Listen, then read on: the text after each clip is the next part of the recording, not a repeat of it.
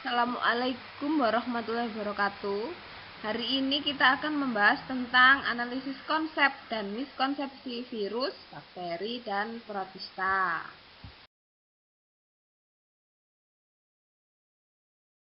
Yang pertama akan kita bahas adalah virus. Kompetensi dasar terkait materi virus untuk SMA ada dua. Satu, menganalisis struktur, replikasi, dan peran virus dalam kehidupan, dan melakukan kampanye tentang bahaya virus dalam kehidupan, terutama bahaya AIDS berdasarkan tingkat virulensinya.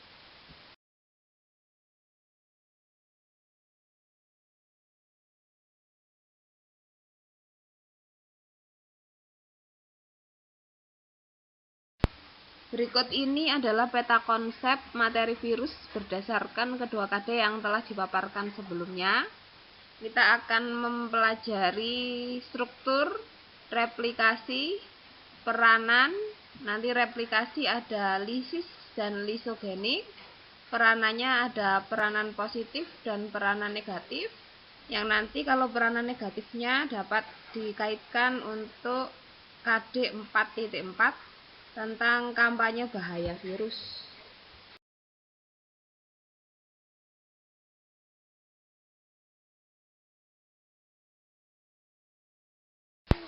Konsep yang pertama adalah struktur virus. Struktur virus yang akan kita bahas ada 4. Yang pertama, struktur virus tobacco mosaic virus atau TMV yang menyerang tembakau. Virus ini memiliki bentuk batang, kalau digambar berwarna hijau, dan tersusun oleh rangkaian protein kapsid yang berwarna biru ya. Di dalam kapsid ada RNA sebagai materi genetiknya. Yang kedua adalah adenovirus. Kapsid virus ini berbentuk polihedral, jadi bersegi banyak dengan protein khusus yang menonjol seperti antena di permukaannya. Di dalam kapsid adenovirus ada DNA sebagai materi genetiknya.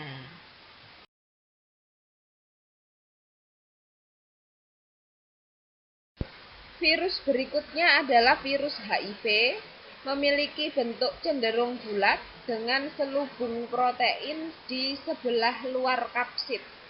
Jadi pelindung virus ini ada dua selain kapsid, di bagian luarnya ada selubung protein. Materi genetik virus HIV berupa RNA. Virus keempat di sebelah kanan adalah virus T atau bakteriofag, yaitu virus yang menyerang bakteri. Memiliki struktur tubuh yang kompleks, yaitu kepala kapsid dan ekor. Materi genetik virus T berupa DNA.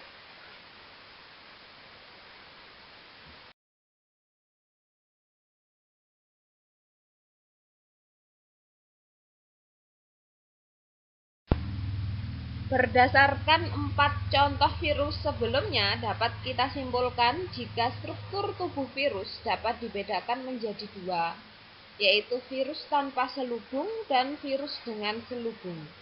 Virus dengan selubung mendapatkan selubungnya dari membran sel inang. Nah, jadi kalau yang tanpa selubung disebut Nick virus, yang A ya, yang bagian atas. Yang memiliki selubung protein disebut envelope virus, yang bagian B di bawah gambarnya ya. Silakan diamati gambarnya.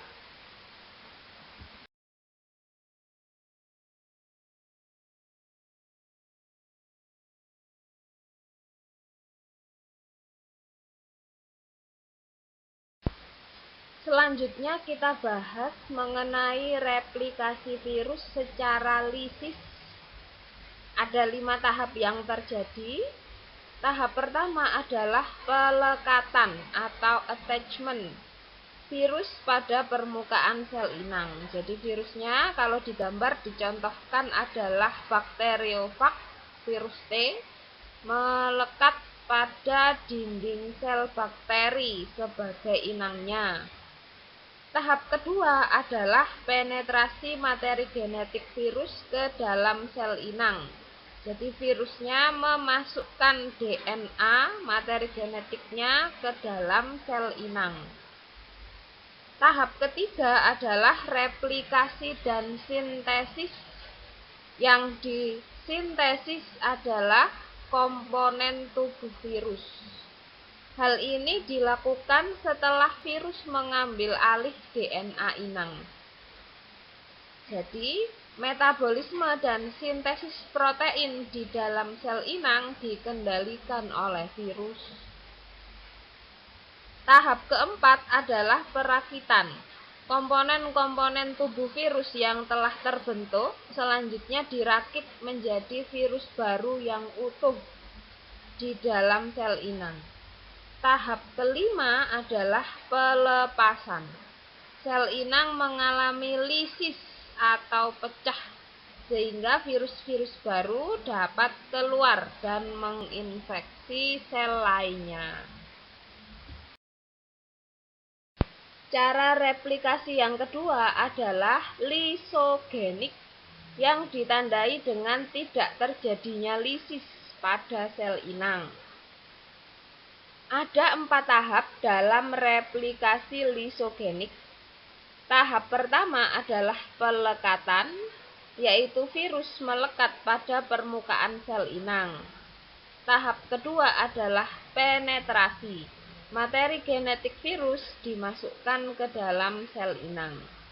Tahap ketiga adalah integrasi. Nah, ini adalah yang khas dari fase lisogenik. DNA virus akan menyisip pada DNA sel inang sehingga bersatu dengan DNA sel inang. Tahap keempat adalah replikasi. Ketika DNA sel inang bereplikasi, maka DNA virus juga terreplikasi. Jadi DNA virus ikut bereplikasi bersama dengan DNA inang.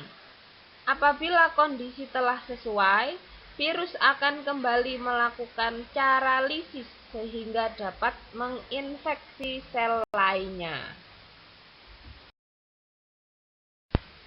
Peranan virus dapat dibedakan menjadi peran positif dan negatif. Peran positif virus misalnya dapat digunakan sebagai vaksin dan agen rekayasa genetika dalam penerapan bioteknologi.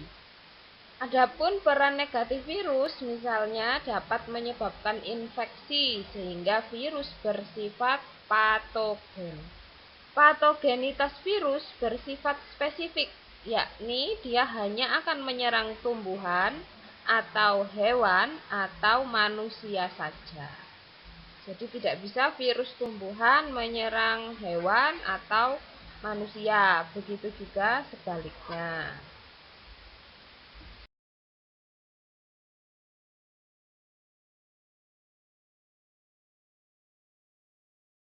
Untuk miskonsepsi materi virus dapat Anda eksplorasi secara mandiri di buku pelajaran biologi SMA kurikulum 2013 ya. Jadi silahkan menerapkan pemahaman konsep saudara untuk mencari miskonsepsi tentang virus di buku-buku SMA.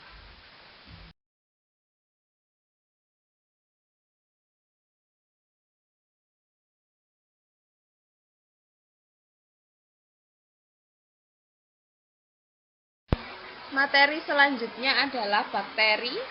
Kompetensi dasar terkait bakteri untuk SMA MA adalah mengidentifikasi struktur, cara hidup, reproduksi, dan peran bakteri dalam kehidupan.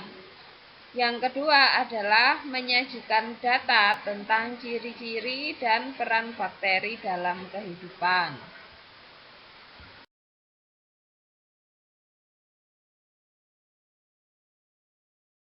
Berikut ini adalah peta konsep materi bakteri berdasarkan kompetensi dasar yang telah dipaparkan sebelumnya. Jadi ada struktur, cara hidup, reproduksi, dan peranan. Reproduksi bakteri yang akan dibahas adalah reproduksi seksual dan reproduksi aseksual, peranan positif dan peranan negatif.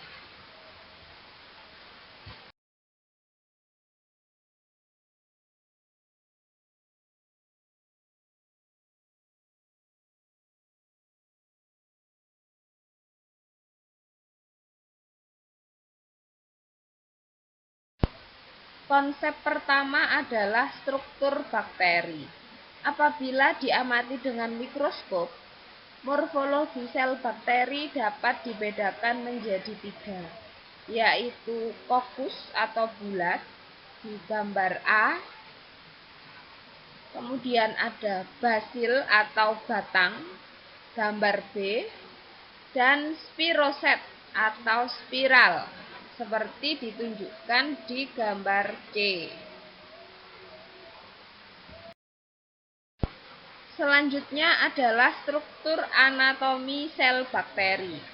Sel bakteri merupakan sel prokariotik, yakni sel yang tidak memiliki membran inti dan tidak memiliki organel bermembran.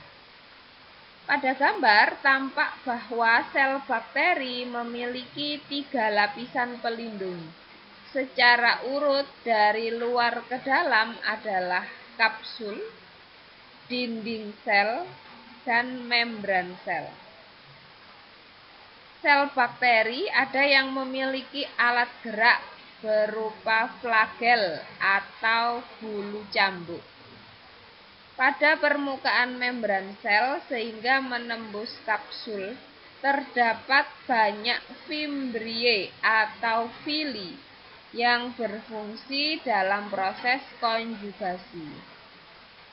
Bagian dalam sel bakteri terdapat sitoplasma, DNA, plasmid, ribosom, dan granul-granul penyimpanan sebagai pengganti vakuola.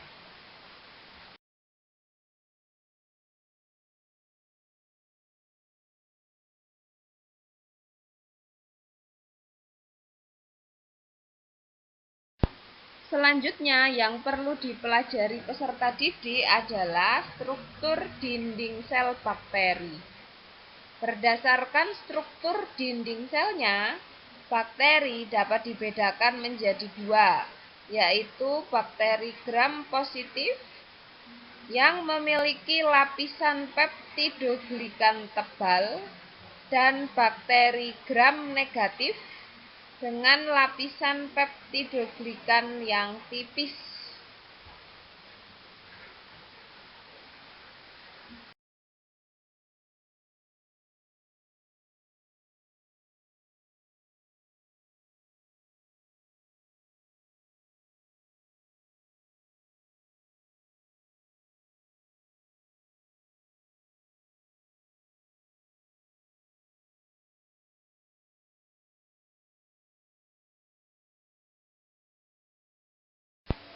Bakteri dapat hidup secara autotrof atau heterotrof. Bakteri autotrof berarti dapat menghasilkan makanan sendiri, baik dengan melakukan fotosintesis maupun kemosintesis. Jika melakukan fotosintesis, maka sumber energinya adalah cahaya atau cahaya matahari. Sedangkan kemosintesis, sumber energinya adalah senyawa kimia anorganik, misalnya NH3, H2S, dan Fe12. Adapun bakteri yang heterotrof berarti tidak dapat melakukan fotosintesis maupun kemosintesis. Nah, contohnya adalah bakteri ungu atau purple bacteria dan bakteri hijau non-sulfur. Untuk yang kemoheterotrof misalnya adalah decomposer atau sebagian besar bakteri-bakteri patogen.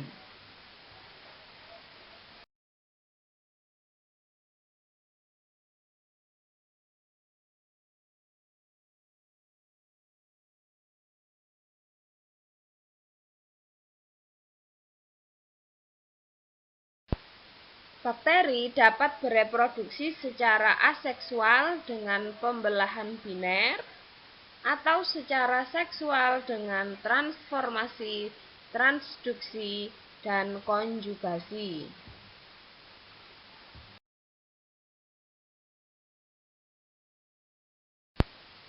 Pada pembelahan biner, sel bakteri melakukan amitosis sehingga menghasilkan dua sel anak yang identik. Amitosis adalah pembelahan sel tanpa tahapan-tahapan tertentu seperti mitosis atau meiosis. Pada gambar tampak ada 4 tahap ya, tapi bukan tahap yang khusus. Jadi bisa diamati bahwa sel bakteri awalnya akan melakukan replikasi DNA. Setelah replikasi, maka selnya akan terbagi menjadi 2, membentuk cincin Z yang berwarna merah pada nomor 3. Selanjutnya akan terjadi pembelahan biner, sehingga menghasilkan 2 sel bakteri yang identik.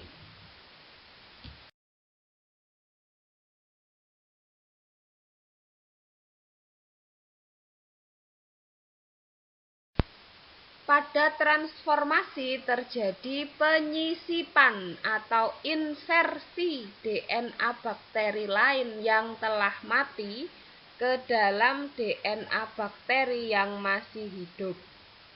Jadi pada suatu media pertumbuhan ada bakteri yang telah mati, dinding selnya mengalami lisis sehingga materi genetiknya terlepas dari sel, kemudian menyisip atau menginsersi ke dalam sel bakteri lain yang masih hidup.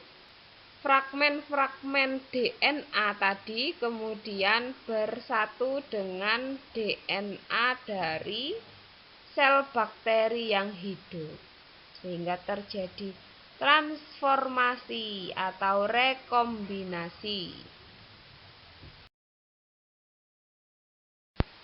Selanjutnya, pada transduksi, diperlukan perantara virus untuk menyisipkan DNA dari satu bakteri ke bakteri lainnya.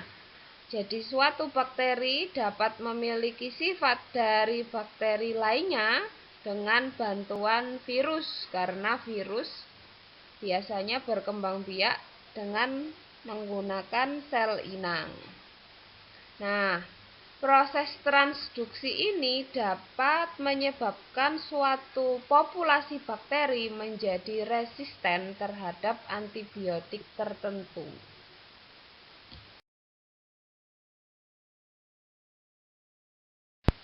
Pada konjugasi terdapat sel bakteri positif dan negatif. Sel yang positif memberikan sebagian kromosomnya kepada sel yang negatif.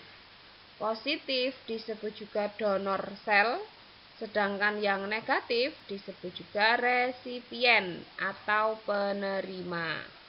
Proses konjugasi dilakukan melalui fili yang ada di permukaan sel bakteri.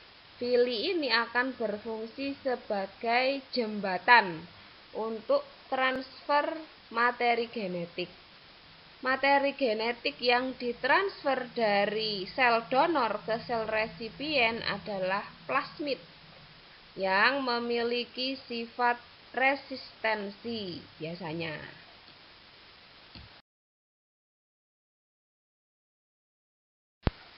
Bakteri dapat berperan positif sebagai agen rekayasa genetika dalam penerapan bioteknologi, sebagai mikroorganisme fermentor pada berbagai jenis produk fermentasi, dan sebagai bioremediator yang membantu mengatasi masalah pencemaran lingkungan.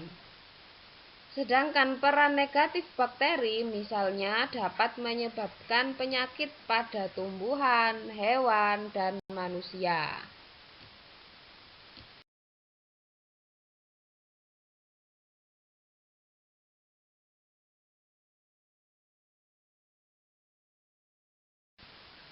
Miskonsepsi untuk materi bakteri dapat saudara eksplorasi secara mandiri pada buku-buku pelajaran SMA MA Kurikulum 2013.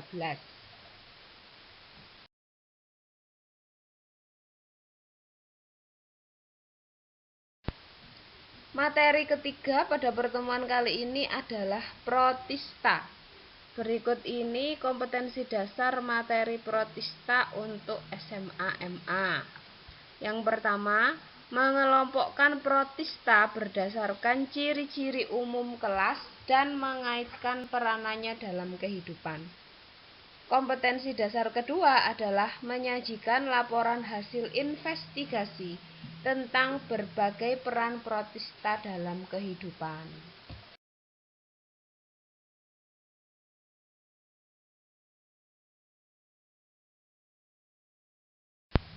Berikut ini adalah peta konsep materi protista berdasarkan kedua kadi tersebut.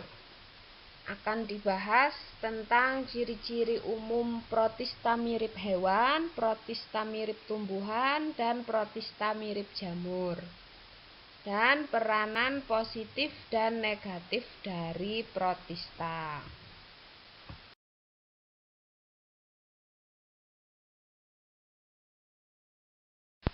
Protista dapat diklasifikasikan menjadi protozoa, alga, dan protista mirip jamur.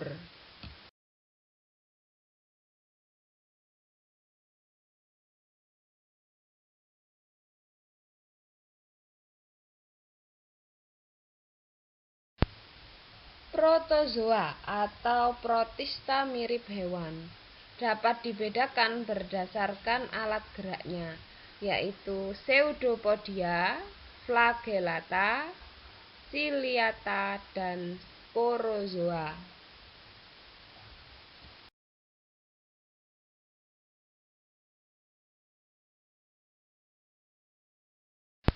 Pseudopodia berarti kaki semu, pseudo artinya semu, podia atau poda artinya kaki. Contoh anggota pseudopodia adalah amuba.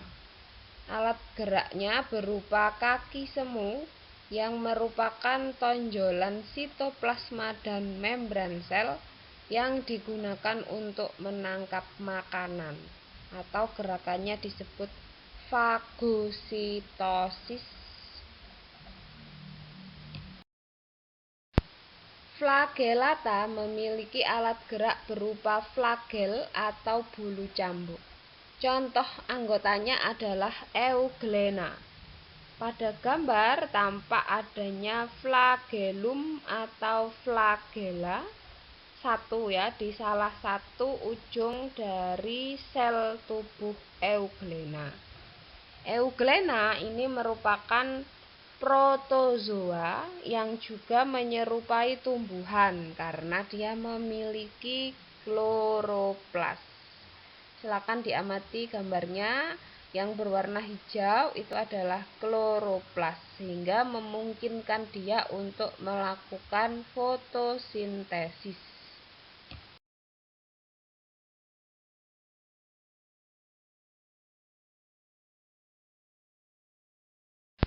Ciliata memiliki alat gerak berupa bulu getar atau rambut getar atau silia.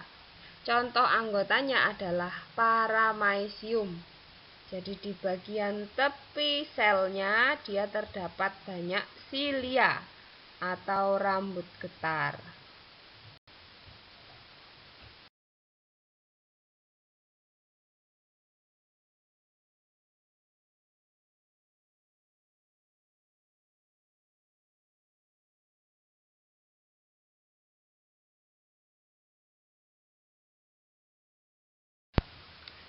Yang terakhir dari protozoa adalah sporozoa. Protozoa jenis ini tidak memiliki alat gerak dan biasanya bersifat parasit. Contohnya adalah Plasmodium, penyebab penyakit malaria. Berikut ini adalah gambar siklus hidup Plasmodium. Hospes atau hewan perantara Plasmodium adalah nyamuk Anopheles betina. Ketika nyamuk tersebut menggigit manusia, maka akan menularkan sporozoid dari Plasmodium yang akan berkembang biak di dalam tubuh manusia dan menyebabkan malaria.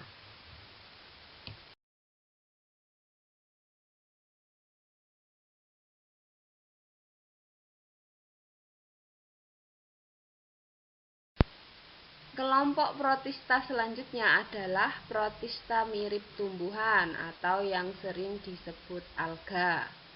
Ada 4 jenis alga yang dibahas di materi SMA, yaitu alga hijau, alga merah, alga coklat, dan alga pirang atau keemasan.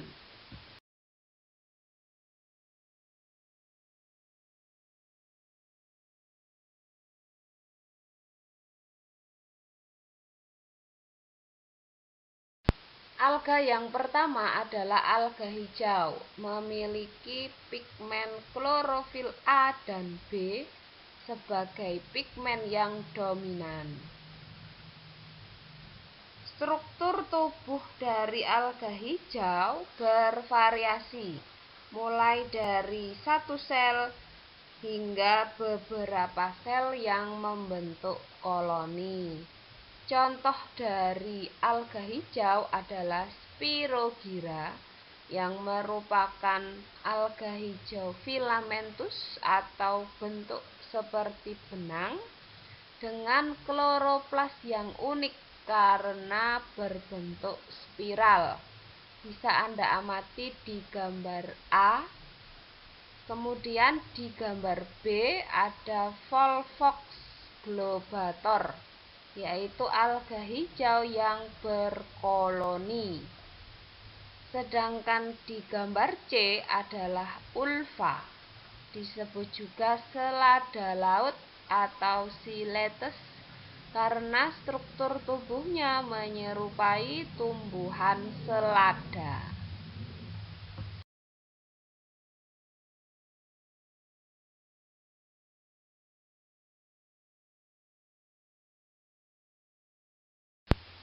Alga yang kedua adalah alga merah atau Rhodophyta.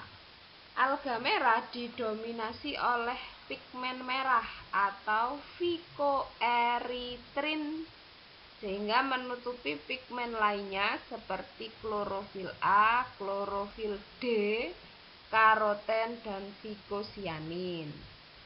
Karena kandungan phycoerythrin, morfologi alga ini berwarna merah. Contohnya adalah Policifonia dan Boswellia.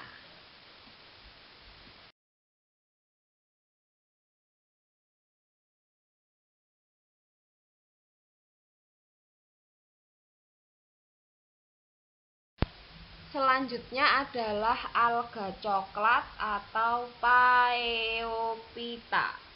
Pigmen yang dominan dari Phaeophyta adalah fucoxanthin atau pigmen coklat. Nah, bentuk tubuh Phaeophyta beraneka ragam. Yang paling sering atau yang paling terkenal adalah laminaria sebelah kiri dan makrocystis sebelah kanan. Jadi ukurannya raksasa ya, alga coklat. Biasanya untuk tempat hidup dari mamalia laut, juga sebagai makanan dari mamalia laut.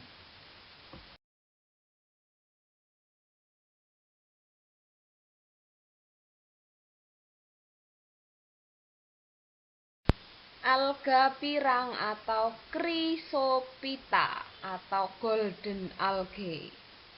Contohnya adalah Cynura dan Emiliania Huxley. Alga pirang juga memiliki klorofil di dalam kloroplasnya, tetapi pigmen yang dominan adalah pigmen pirang atau coklat keemasan, yaitu fucoxanthin. Selain itu juga ada karoten yang menyebabkan dia berwarna keemasan.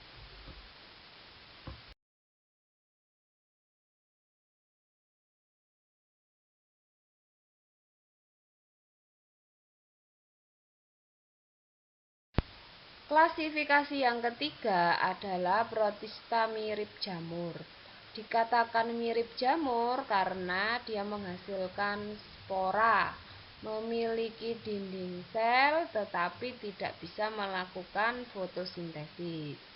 Ada dua jenis protista mirip jamur, yaitu jamur air dan jamur lendir.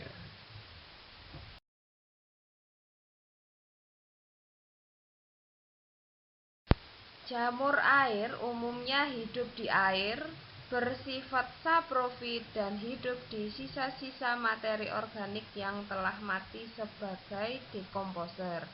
Namun, ada beberapa spesies yang hidup sebagai parasit pada ikan, atau di tanah sebagai parasit pada serangga atau tumbuhan. Tubuhnya berbentuk filamen dan dilapisi oleh dinding sel dari selulosa. Bisa diamati pada gambar ini ya.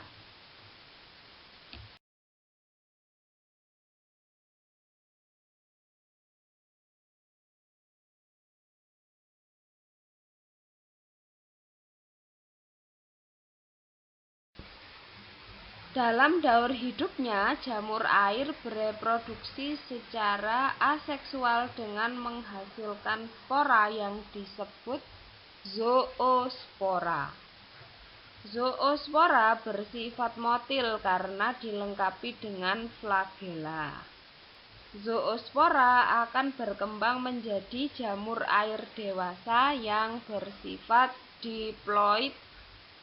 Selanjutnya, jamur dewasa akan melakukan meiosis atau pembelahan sel yang menghasilkan gamet haploid atau N. Gamet selanjutnya akan melakukan fertilisasi atau reproduksi seksual untuk menghasilkan zigot yang disebut juga dengan oospora. Oospora atau zigot akan bergerminasi atau bertunas ya. Tunasnya akan menjadi zoosporangium yang menghasilkan zoospora. Yang kedua adalah jamur lendir atau Myxomicota. Ada dua jenis jamur lendir, yaitu jamur lendir aseluler dan jamur lendir seluler. Jamur lendir aseluler hidup sebagai plasmodium, sedangkan jamur lendir seluler hidup sebagai sel amuboid.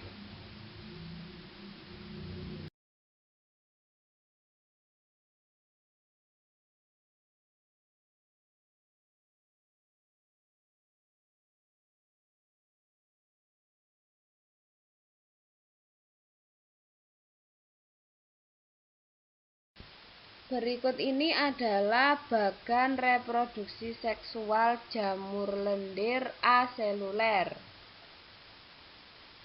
Pada kondisi lingkungan yang tidak menguntungkan untuk tumbuh, plasmodium akan berkembang membentuk sporangium. Sporangium merupakan struktur reproduksi penghasil spora. Jika kelembapan lingkungan di sekitarnya memungkinkan, maka spora akan berkecambah. Pada saat berkecambah, spora melepas sel-sel berflagela atau sel-sel amuboid yang haploid. Seringkali dua sel yang dihasilkan bersatu membentuk zigot, yang kemudian tumbuh membentuk plasmodium multinukleat lagi. Multinukleat artinya memiliki banyak nukleus atau inti sel. Contoh jamur lendir ini adalah Fusarium.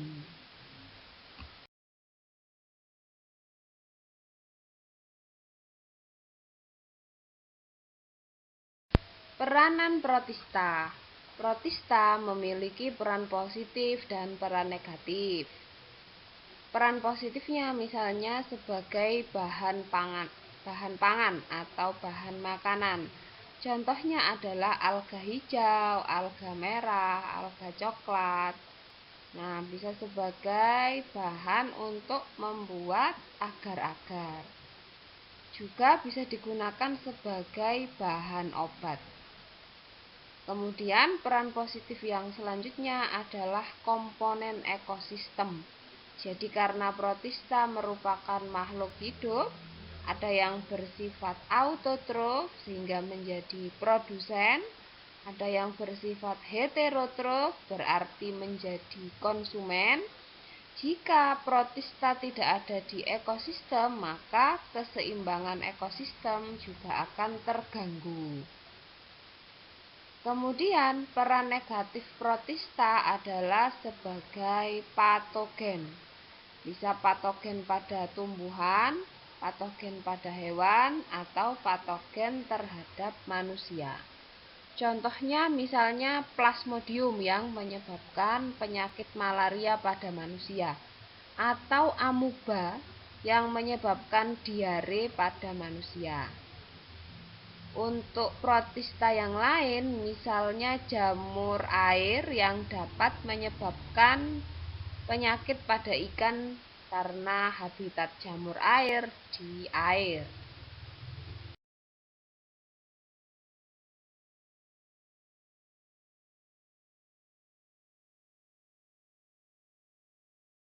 Miskonsepsi tentang materi protista menjadi tugas saudara. Jadi saudara silahkan mengeksplorasi buku-buku pelajaran biologi SMA atau MA yang kurikulum 2013. Silahkan dianalisis, kemudian disusun daftar miskonsepsi yang saudara temukan. Terima kasih.